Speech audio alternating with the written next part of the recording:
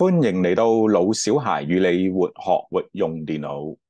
喺呢個頻道裏邊，主要係想同大家分享一下電腦嘅資訊。如果各位喜歡呢個頻道嘅話，請免費訂閱鼓勵下我啊！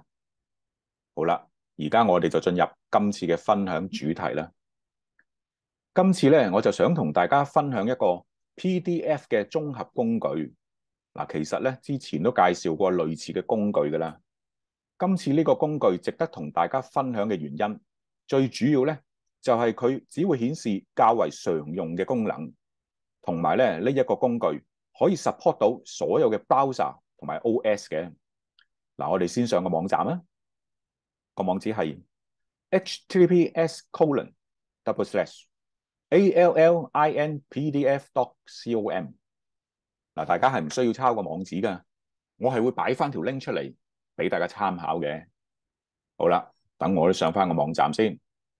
嗱，相信大家都見到個網站啦。今次咧，我就會用 Protect PDF 呢一個功能同大家示範嘅。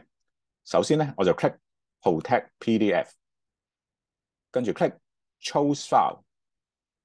好啦，我就揀翻一個 PDF file，double click。嗱，而家 upload 緊啦。跟住咧，我就要輸入密碼，我輸入1234567啦。再輸入多次1234567， OK 啦。跟住我 click Protect PDF。嗱，而家開始 protect 緊啦。好啦，完成啦。我哋 click Download File Now。嗱，而家個 file 咧就下載緊喺我部電腦嗰度啦。嗱，我哋開嚟睇下。嗱，大家會見到啦。當我開個 PDF 嘅時候咧，我係要打翻個密碼先至開到嘅。我就打翻之前個密碼啦，1234567，跟住 click 提交。嗱，個 file 開咗啦。嗱，呢個工具係咪好實用呢？希望大家可以試下。好啦，今次嘅分享就到呢度啦。